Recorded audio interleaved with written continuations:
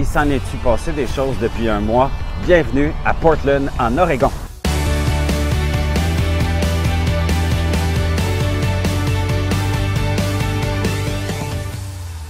Eh ben oui, Théo est disparu et j'ai pas eu de nouvelles. Dans une prochaine vidéo, je vous reparlerai du départ de Théo. Mais en attendant, je voyage avec sa remplaçante.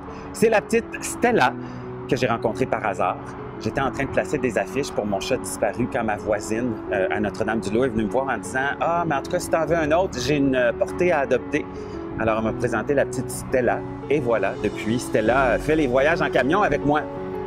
Ça ne va pas super bien entre Stella et Léa. Regardez le moment de leur première rencontre.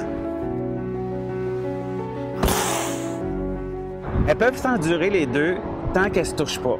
Mais à partir du moment où Léa, ça y tente plus, ben ça y tente plus. C'est la fin de l'histoire.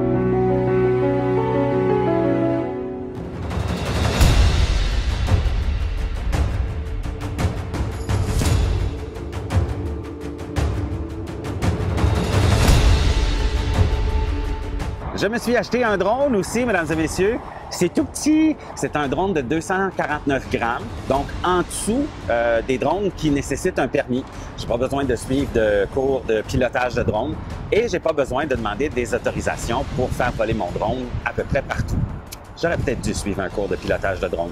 Alors, j'étais bien énervé. J'ai dit, je vais sortir mon drone. Et puis là, j'ai dit, ben, je vais filmer ma maison. C'est beau. Le lac autour, la nature, c'est l'automne.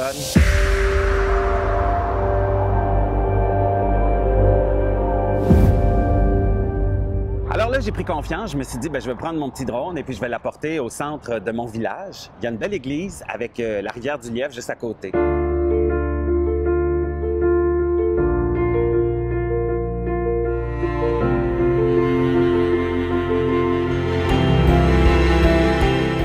Et puis là, j'ai dit, ben, je vais aller voler au-dessus de la rivière.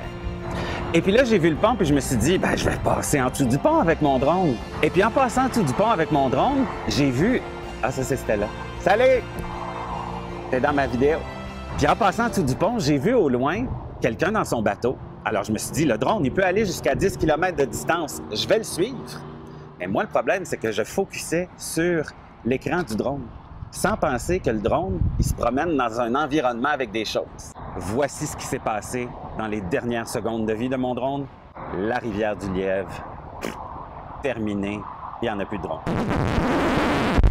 Heureusement que j'avais pris la garantie prolongée de la compagnie, me permettant d'avoir un drone de remplacement si jamais je le perdais comme là à ma première journée. Ça tombait bien pour essayer mon nouveau drone en voyage. Mon patron m'a envoyé faire des livraisons à Seattle et ici à Portland, en Oregon. Alors, je me suis dit, je vais être prudent et puis je vais essayer le drone.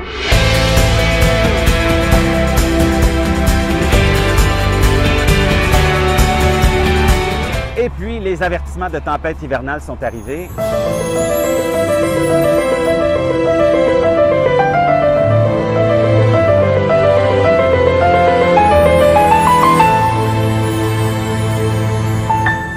Moi, c'est mon premier hiver comme camionneur. Hein? Ça fait juste 6 mois que j'ai un emploi là-dedans. Ah oui, j'ai conduit dans la neige à l'école avec mon collègue Stéphane.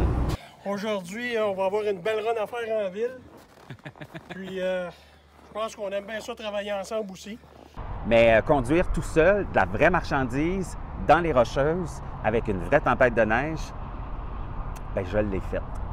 Et je me suis arrêté après parce que là, j'étais complètement brûlé. Je me dis, je suis plus capable, je vais mourir ici.